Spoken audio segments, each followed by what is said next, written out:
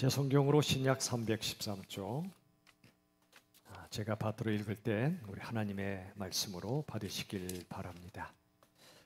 그러므로 주 안에서 갇힌 내가 너희를 권하노니 너희가 부르심을 받은 일에 합당하게 행하여 모든 겸손과 온유로 하고 오래 참음으로 사랑 가운데에서 서로 용납하고 평안에 매는 줄로 성령이 하나 되게 하신 것을 힘써 지키라. 아멘. 오늘 말씀의 제목을 한번 저와 함께 선포할까요? 받아들여짐의 은혜. 무슨 은혜라고요? 받아들여짐의 은혜입니다. 여러분, 모든 사람 마음속에는 한 가지 갈망이 있습니다. 그건 받아들여지고 싶은 갈망입니다. 어릴 적엔 우리 부모님의 사랑과 인정을 받고 싶어 합니다. 자라면서는 친구들 사이에서 소외되지 않고 받아들여지길 원합니다. 어른이 되어선 직장에서 인정받고 싶고요, 또 사회에서 받아들여지는 사람이 되길 원하지요. 그러나 세상 현실은 만만치가 않습니다. 세상은 조건을 따집니다. 이익과 손해를 따집니다. 이 사람을 받아들일까 받아들이지 않을까를 그런 기준으로 결정합니다. 그러다 서로를 받아들이지 못할 때가 많이 있습니다. 그래서 거절감의 상처가 너무나도 많습니다. 여러분 어떻습니까? 저도 지난날을 돌아보면 거절감의 상처가 있더라고요. 어떤 분은 이 상처에서 도무지 헤어나오지 못했습니다.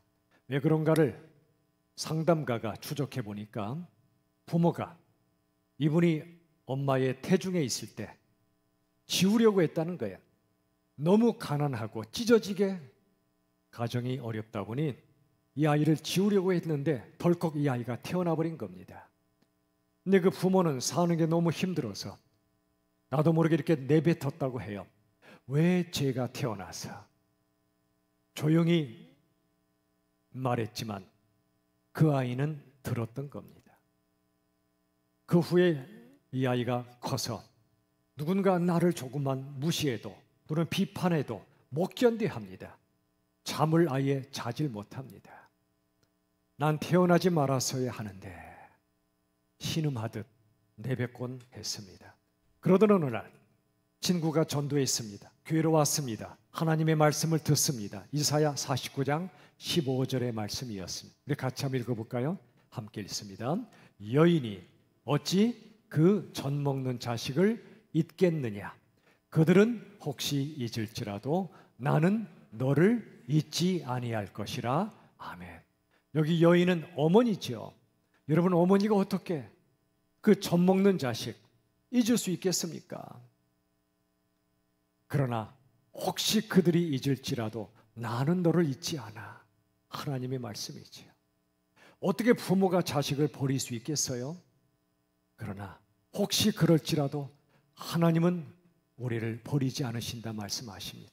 바로 이분이 거절감의 상처, 태어나지 말았어야 하는가 하는 자괴감에 사로잡혔던 이분이 하나님의 사랑을 처음으로 발견합니다.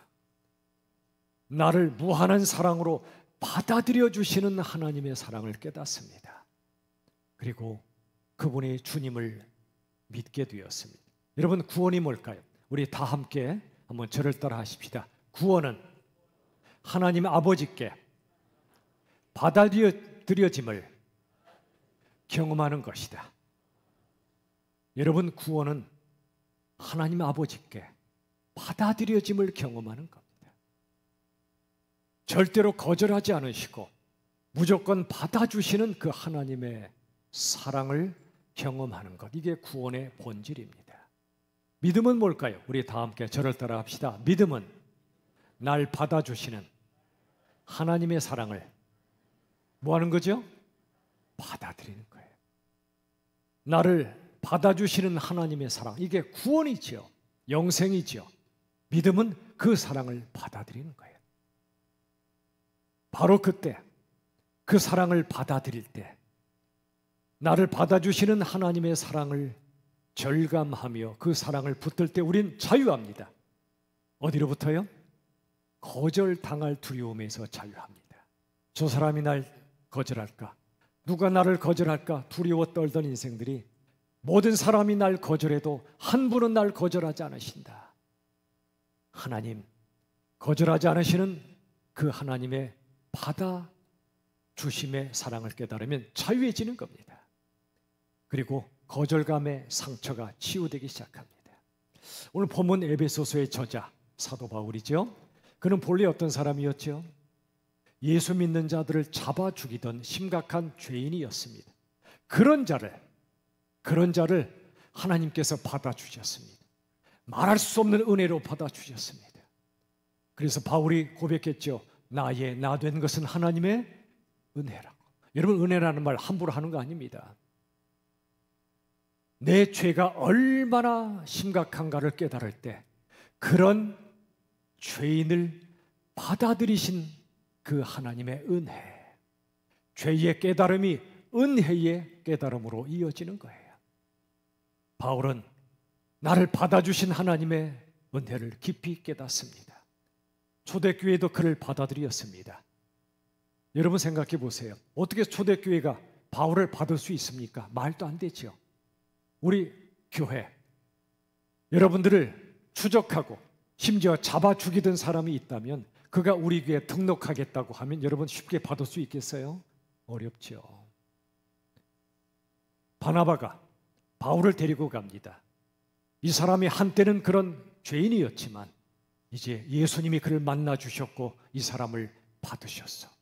하나님께서 이 사람을 이방인을 위한 사도로 부르셨어.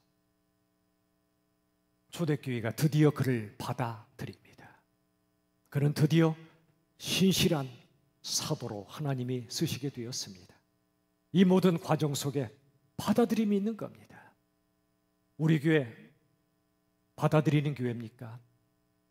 우리가 죄를 받아들일 수는 없지만 죄인은 받아들여야 됩니다. 성경이 그 많은 것들을 받아들일 수는 없지만 세상 사람들이 멀리하는 어떤 사람도 받아들이는 공동체가 교회입니다. 오늘 에베소서의 배경이 에베소 교회인데요. 이 교회 안에는 아주 다양한 종족과 다양한 계층의 사람들이 함께 모여 있습니다. 여러분, 정말 다양한 배경의 사람들이 모이면 하나 되는 게 쉬울까요? 어려울까요? 너무 어렵습니다. 하나 되기가 참 어려운 공동체가 에베소 교회였습니다. 그래서 바울이 오늘 말씀을 권면한 겁니다. 자, 4장 2절 말씀 우리 같이 한번 읽어볼까요? 우리 교회에 주시는 말씀으로 믿으며 우리 4장 2절 에베소서 함께 읽습니다.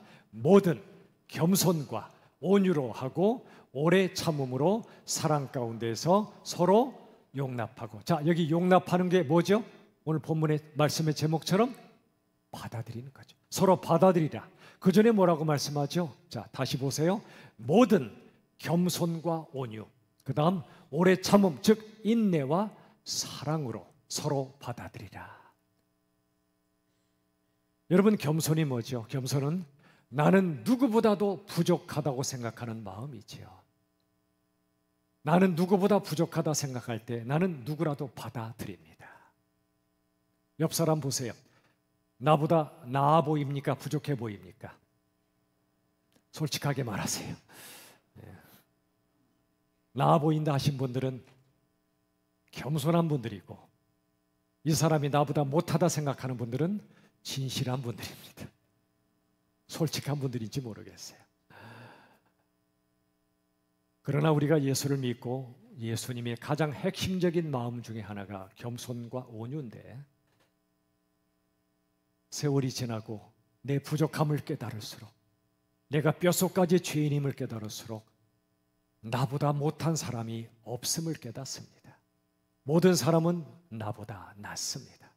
낮은 게 아니라 나보다 낫습니다. 이 사실을 깨달을 때 받아들이지 못할 사람이 없습니다. 두 번째, 온유입니다. 온유는 통제된 힘이에요. 내 속의 힘을 통제하는 겁니다. 특별히 가장 강력한 힘이 감정의 힘입니다. 감정에 터져나오는 그 표출을 절제하는 마음이 온유입니다. 온유할 때 상대방을 받을 수가 있습니다. 인내, 오래 참음은 뭐죠?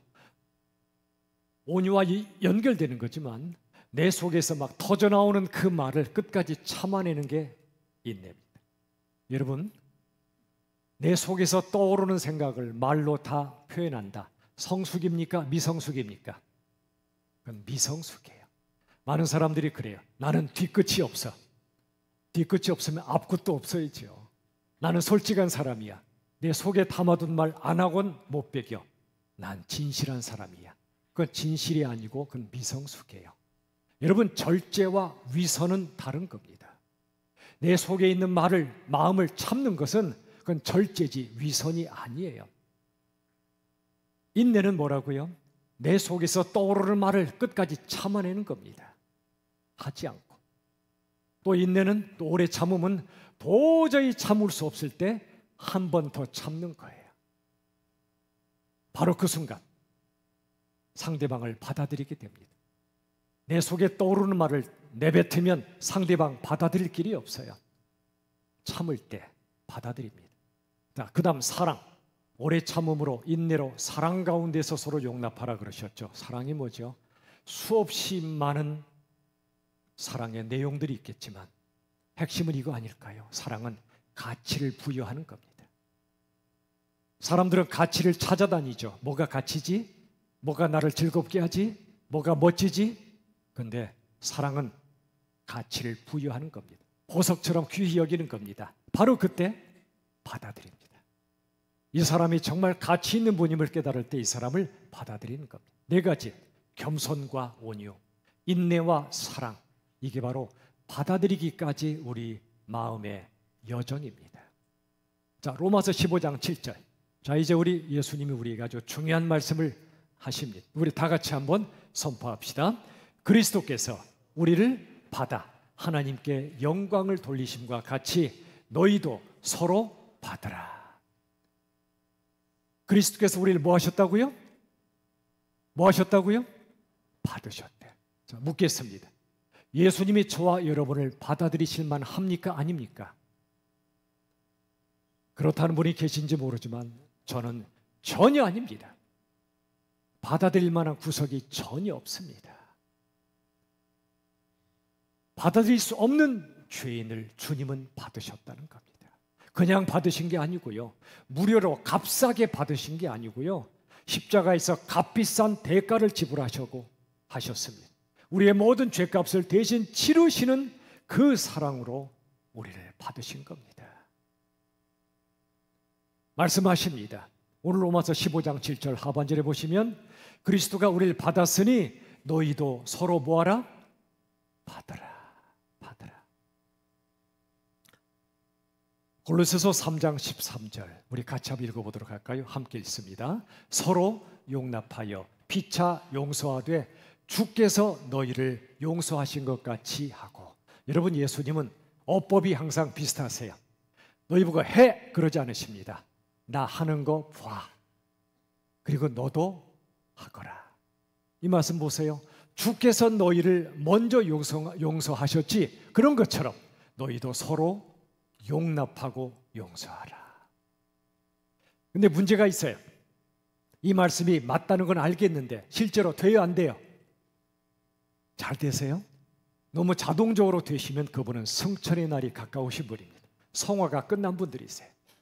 나이가 들고 목사가 되고 직분을 받아도 이거 만만치 않은 일이에요. 사람을 받아들인다는 거 어려워요. 나와 전혀 안 맞아요. 내 마음에 정말 안 들어요. 내 마음에 안 드는 일만 골라가면서 해요. 그 사람 받아들이는 건 너무나 힘들어요. 저 사람 싫어. 저 사람만큼은 절대로 못 받아들이겠다.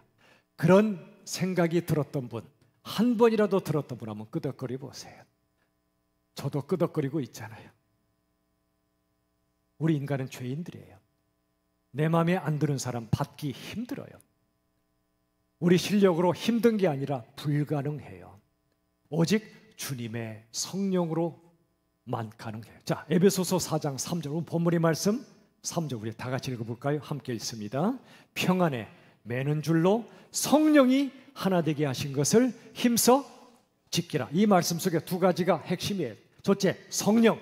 두 번째, 힘써 지키라. 이건 훈련입니다. 훈련. 성령과 훈련. 평안에 매는 줄, 더 정확한 번역은 평화에 매는 줄입니다. 도무지 하나 될 수 없는 사람들, 서로 받아들이기 힘든 사람들이 평화에 매는 줄로 하나 되게 하려면 성령이 하나 되게 하셔야 된다는 겁니다. 성령의 도우심 없이는 안 됩니다. 여러분, 기도하셔야 되는 이유가 그 사람 받아들이기 힘들 때 내 실력으로 안 됨을 인정하시고 고백하세요. 주님 도와주세요. 내 마음에 저 사람 받아들일 수 있는 마음을 달라고 기도하셔야 됩니다. 성령이 그때 도와주십니다. 정말 꼴보기 싫었는데 어느 날 그 사람이 귀엽게 보이거나 불쌍하게 보일 때 비로소 그때 받아들이기 시작해요. 참 어느 날 지금도 기억나요. 그 장소에 맞지 않는 패션 또는 옷을 입거나 뭔가를 하고 오면 조금 꼴불견일 때가 있잖아요. 정말 꼴불견이다. 근데 그 순간에 그 사람이 귀여워 보시면 그건 시선이 거듭나신 겁니다. 꼴불견을 보거든 귀엽게 여기세요. 예를 들어서 해변에서나 쓰고 다닐 수 있는 그 고글 또는 뭔가를 쓰고 다니는 분들이 있을 수 있어요. 거리를 활보합니다. 꼴불견이야. 그러지 않고 참 뭐하다? 귀엽다. 두 번째, 그 사람이 너무 죄를 지었어요. 그리고 삶이 너무 고통스러워요. 그 순간 그 사람 악한 사람이다 하지 마시고 불쌍히 여기세요. 불쌍히 여기세요. 두 가지, 귀엽거나 불쌍하거나 이렇게 보이는 순간 우리의 시선이 예수님을 닮아가는 겁니다. 성령께서 그렇게 해주시기를 기도하십시오. 자, 또 한 가지, 4장 3절의 마지막에 힘써 지키라 말씀하셨죠. 성령이 하나 되게 하신 걸 힘써 지키라. 이건 훈련입니다. 순종의 훈련입니다. 우리 모두 훈련해야 됩니다. 받기 힘든 사람을 받아들이는 훈련. 훈련 없이 안 됩니다. 그 중에 첫 번째 훈련이 있습니다. 뭐냐면 대화법 훈련입니다. 여러분, 저나 여러분이나 한번 나의 언어의 습관 한번 돌아볼까요? 오늘 여러분에게 제안하는 대화법은 이것입니다. 저를 따라 해보시죠. 받는 대화법. 어감이 좀 잘못 해석되면 안 돼요. 들이받는 대화법 말고요. 받는 대화법. 이런 겁니다. 누군가가 내 생각과 전혀 다른 얘기를 할 때, 내가 볼 때 정말 틀린 얘기를 할 때 많은 분들이 이렇게 말합니다. 그건 틀렸다고 말합니다. 저는 그분을 존경합니다. 그분은 옳음을, 즉 진리를 추구하는 분이라 저는 믿습니다. 그러나 그 마음은 존경하지만 방식은 존경스럽지 않습니다. 그건 틀렸다는 말은 누가 옳다는 말이죠? 내가 옳다는 말입니다. 그건 교만이 되기 쉬워요. 여러분, 누군가가 내가 보기에 틀린 말을 할 때 그건 틀렸다고 즉각 찌르지 마십시오. 반박하지 마십시오. 그럴 때 뭐라고 해야 될까요? 저를 따라 해보실까요? 아, 그래요? 우리 박희원 장로님 너무 잘하시네. 아, 그래요? 이건 동의가 아니에요. 동의가 아니에요. 당신이 옳다고 말하는 거 아니에요. 여러분, 은혜는 진리를 뭉개지 않습니다. 사랑은 공의를 뭉개지 않습니다. 은혜와 사랑을 추구한다고 해서 진리와 공의가 사라지는 게 아니에요. 옳고 그름을 분별해야 됩니다. 그러나 상대방이 옳지 않을 때 우린 선악과 따먹은 아담의 후예들이기 때문에 즉각 정죄하고 싶어집니다. 뜯어 고쳐주고 싶어집니다. 그때 그건 틀려서 하지 마시고, 아, 그래요. 내가 이해가 안 되면 좀 더 얘기해 주시겠습니까? 물으십시오. 그리고 경청하십시오. 그 다음에 그분의 생각을 문질러 버리는 것이 아니라 내 생각을 정중하게 찬찬히 말씀드리며 함께 진리를 찾아가면 되는 거예요. 무엇이 옳은가를 찾아가세요. 누가 옳은가를 따지지 마십시오. 내가 옳다, 당신 틀렸다가 아니고 나와 당신이 둘 다 옳지 않은 인생들인데 함께 옳음이 무엇이며 진리가 무엇인가를 찾아가는 겁니다. 들이받는 대화법이 아니라 받아들이는 대화법을 하세요. 자, 저를 따라 연습합시다. 아, 그래요? 이게 받는 대화법이에요. 죄송하지만 이렇게 습관이 안 된 분들이 참 많아요, 이 땅에. 그래서 가정이 힘들고 교회가 힘들고 일터는 더 힘든 겁니다. 반대로 받는 대화법을 훈련하시면 가정이 천국으로 직행할 겁니다. 교회도 일터도 그렇게 바뀔 수 있어요. 상대방의 말을 내가 거절해버리면, 잘라버리면 상대방은 거절감이 들어요. 특히 우리나라 사람들이 더 그래요. 의견이 다를 뿐인데 나를 무시한다고 생각하죠. 그리고 결국 관계가 힘들어져요. 상대방의 말을 일단 용납해 주세요. 그 다음에 대화를 풀어가시면 멋진 결과가 나올 거예요. 여러분에게 중요한 질문 드릴게요. 도전이기도 합니다. 자, 여러분, 사람은 언제 변할까요? 그 사람을 비판할 때, 아니면 그 사람을 용납할 때, 언제 그 사람이 변할까요? 용납해. 근데 우리 속에는 그게 아니에요. 내가 그 사람을 지적하고 비판하고 비난하고 그게 그 사람을 위하는 길이라고 착각해요. 여러분 생각해 보세요. 만약 제가 또는 여러분이 온 세상의 사람들이 와서 나의 부족함과 실수와 허물을 지적한다면 살아남을 자 있다 없다? 아무도 없어요. 아무도 없어요. 여러분, 사람은 지적할 때 변하는 게 아니라 용납할 때 변합니다. 자, 이게 아마 제 말에 동의가 어려우신 분들이 계실 겁니다. 이 목사, 다 받아주면 어떡해? 받아주면 절대로 안 돼. 이번에 확실히 뜯어 고쳐 놔야 해. 그래야 그 사람이 제대로 살게 될 거야. 맞는 말이에요. 틀린 말 아니에요. 내용은 맞는데 자세가 틀린 거예요. 그리고 인간이 누군지를 잘 모르는 얘기예요. 인간은 누구나 공격과 비난을 받으면 절대로 안 바뀌어요. 오히려 더 갑옷을 입어요. 자기 방어를 해요. 자기 합리화의 천재들이 인생들이에요. 안 바뀌어요. 행동을 조금 변화시킬 수는 있겠죠. 그러나 그의 마음이 무너지면 관계가 깨져요. 사람 안 변해요. 사람은 언제 변할까요? 무조건 받아들여주는 사람을 만날 때 변해요. 오해하지 마십시오. 이것은 모든 행동을 받아들이라가 아니에요. 존재를 받아들이라는 거예요. 죄인 삭개오, 얼마나 많은 죄를 지었습니까? 예수님 당시에 세관장으로서 수많은 사람의 등골을 빼먹었습니다. 등쳐먹고 자신의 배를 불렸던 사람이죠. 수많은 유대인들의 원수였습니다. 그런 그를 예수님이 찾아오셨어요. 옥나무에서 내려와 삭개오, 그리고 그의 집에 가겠다고 말씀하십니다. 예수님은 그의 죄를 그 자리에서 따지지 않았어요. 오히려 그의 존재를 용납해 주셨어요. 바로 그때 삭개오가 변화됩니다. 예수님이 하신 말씀도 없는데 알아서 자진납세합니다. 세관장답게 자진납세. 뭐라고 그랬죠? 주님, 그동안 제가 남의 걸 뺏은 적이 있거든. 제가 갚겠습니다.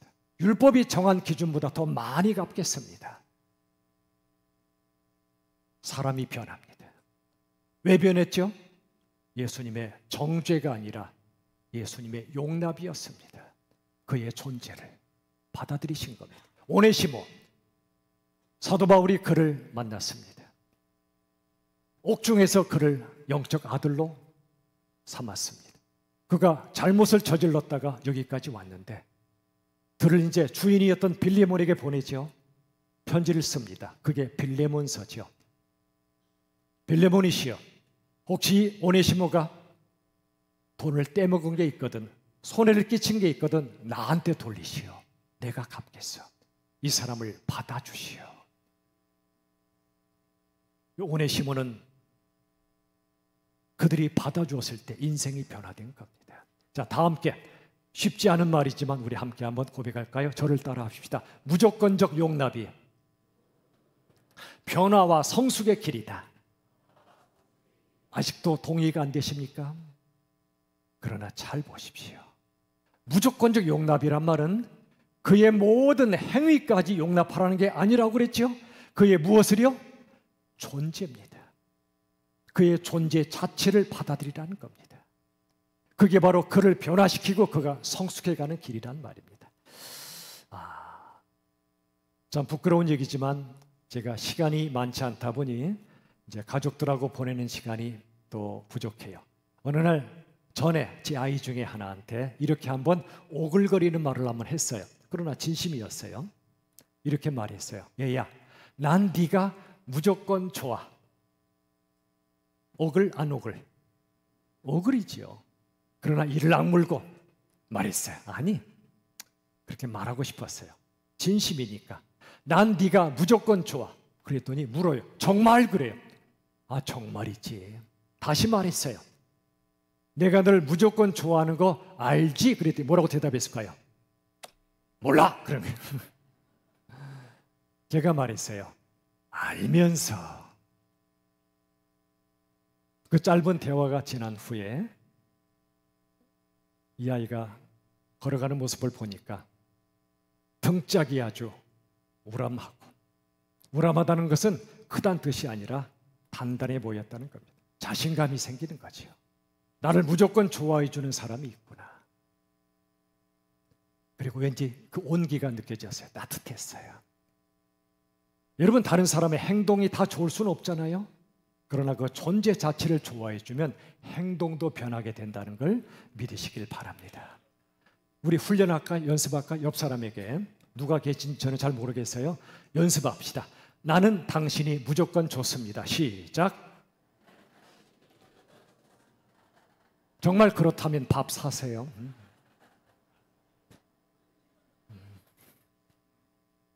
어떤 분은 이를 악물고 고백하다가 이따 치과에 가시거든 저한테 청구하십시오. 이렇게 한번 말해 보시라고요. 저도 쉽지 않아요.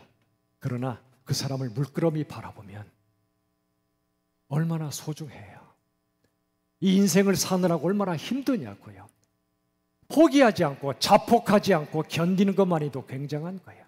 하루하루 견디며 사는 것 그 자체가 세종대왕의 훈민정음 창제보다 위대하고, 하루하루 이렇게 살아내는 것이 이순신 장군의 한산도 대첩보다 더 위대한 거예요. 그리고 그가 아무리 이런 모습 저런 모습이 있어도 하나님이 당신의 형상으로 만드셨고 예수님이 피값 주고 구원하신 얼마나 눈부신 사람입니까? 한번 말해주세요. 난 네가 무조건 좋아. 건강하든 건강하지 않든, 공부를 잘하든 그렇지 못하든, 돈 많이 벌든 그렇지 못하든 말이죠. 근데 이게 쉽지 않아요. 어느 목사님의 고백을 제가 간증을 들었는데요. 이분이 목회도 참 잘하시고 훌륭하신 목사님이신데 딱 하나 아킬레스건이 있었어요. 딸이었어요. 이 딸의 태도나 행동을 도저히 받아들일 수가 없었어요. 학교 가서 공부하라 그러면 딴 데로 새고, 예배드리러 와라 그러면 게임 하는 데 가 있고, 도저히 받아들일 수가 없어서 왼수처럼 지냈대요.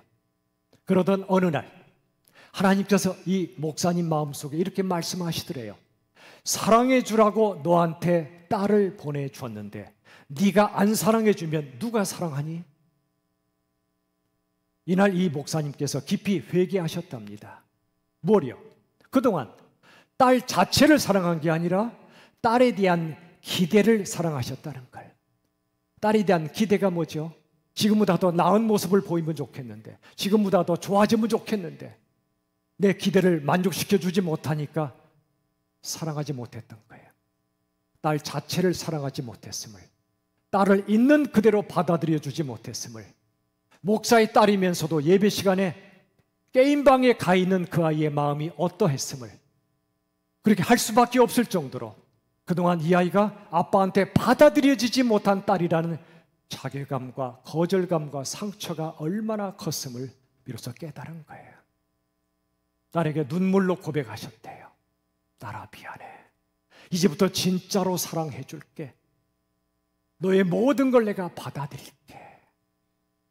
아, 그랬더니요, 놀랍게도 딸이 변화되기 시작하는 거예요. 학교를 가기 시작하고 예배드리러 오기 시작하고, 그리고 잘 자라서 사랑하는 사람 만나서 결혼도 하고요. 주님을 위해서 아주 행복하게 살았더래요. 개척교회 사모가 돼서. 별로 동의를 안 하시는 거죠. 그게 뭐가 행복해? 진짜 행복하게 살고 있대요. 여러분 기억하십시오. 우린 받아들여지는 은혜를 경험해야 숨 쉬며 살 수 있다는 걸. 왜 우리 인생에 숨 막히죠? 가정과 심지어 교회까지 숨이 막히는 공간이 되면 안 되잖아요. 제가 여러 번 말씀드렸어요. 가정과 교회는 법정이 아니에요. 옳고 그름을 따지는 곳이 아니에요. 함께 옳음을 말씀과 성령 안에서 찾아가는 곳이에요. 그리고 너의 옳지 않음을 내가 따지고 찌르는 곳이 아니라 함께 끌어안고 불쌍히 여기며 나는 당신보다 더합니다 라는 마음으로 주께 나아가는 곳이 가정이요 교회인 줄로 믿으시길 바랍니다. 다 함께 한번 저를 따라 하실까요? 사람은 받아들여지는 만큼 살 수 있다. 여러분 얼마나 다른 사람 숨쉬게 하십니까? 아니면 숨 막히게 하십니까? 우리도 누군가 받아들여 주실 때 숨쉬며 살잖아요. 우리 주님께서. 그리고 누군가가. 말씀을 맺겠습니다. 사랑하는 여러분, 베드로 생각해 보세요. 3년이나 예수님 말씀 들었지만 3번이나 예수님 부인하는 실수를 저질렀어요. 예수님 부활하셨지만 다시 고기 잡으러 가는 영적 미성숙자였어요. 우리도 베드로와 같아요. 계속 실수해요. 미성숙할 때가 너무나 많아요. 그래도 괜찮아요. 실수한 채로, 미성숙한 채로 예수님께 나아가세요. 우리 예수님 실수하고 미성숙한 베드로를 있는 그대로 받으시고 변화시켜 가셨듯이 실수하고 미성숙한 우리도 있는 그대로 받으시고 변화시켜 주신다는 걸 믿으시길 바랍니다. 우리를 절대로 거절하지 않으시고 무조건 받아주시는 예수님, 그 성령의 힘입어, 그 사랑의 힘입어 나 자신을 받아들이고 내 지나온 인생을 받아들이고 다른 사람을 받아들이는 아름다운 신앙과 멋진 삶으로 힘차게 살아가시길 우리 주 예수님의 이름으로 축원합니다. 찬양합시다. 찬송가 214장 나 주의 도움 받고자 나를 받아주소서 고백하며 전심으로 찬양하겠습니다.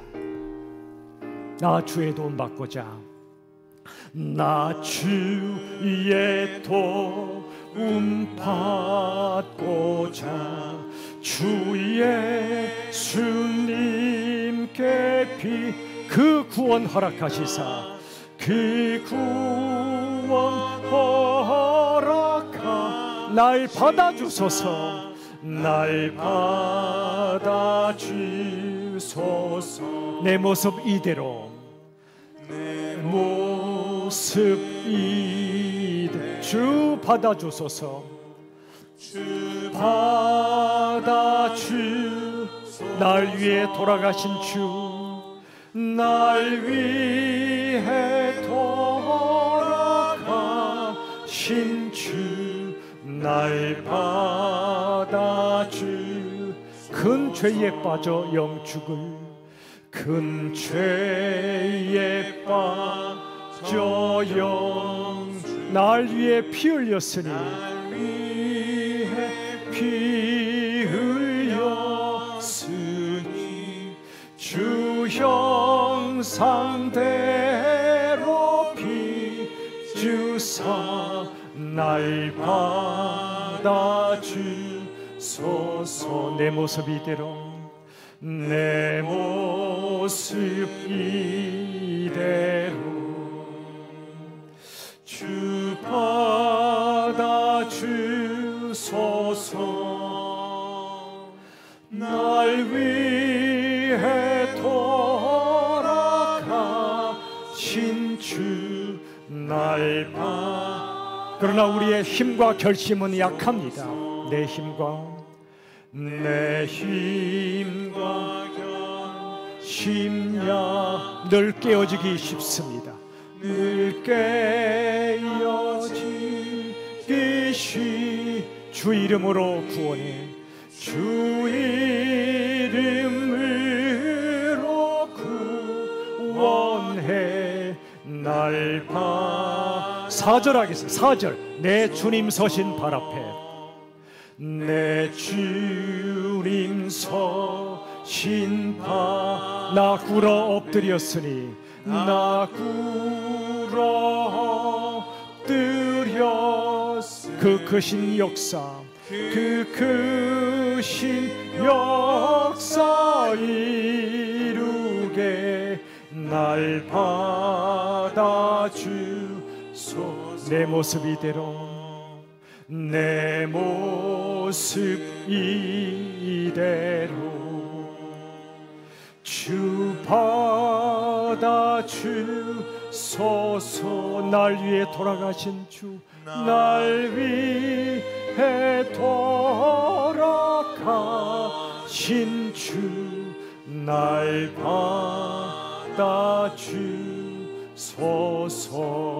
받아주소서 아멘.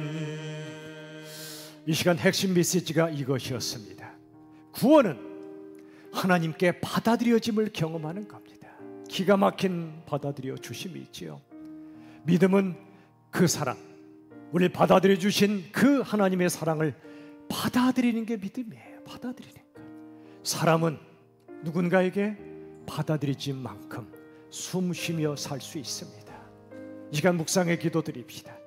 내가 다른 사람 받아들이지 못했던 죄가 있으면 회개하고 날 받아주신 하나님의 사랑에 감사하며 날 받아주었던 그분에게 감사하며 나도 누군가를 받아들이고 그 전에 내 자신과 내 인생을 받아들이고 다른 사람을 진정으로 받아들이며 살 수 있게 해달라고 다시 다 같이 기도하겠습니다.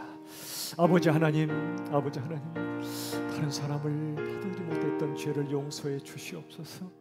이제부터는 나를 기가 막힌 은혜와 사랑으로 받아주셨던 우리 주님의 사랑을 믿음으로 받고 나도 내 자신과 내 인생과 다른 사람을 받아들이는 우리 주님 닮은 삶을 살게 하여 주시옵소서. 우리 주님의 받아들여 주심의 은혜 때문에 제가 살았고 또 우리 모두가 살게 하여 주시옵소서.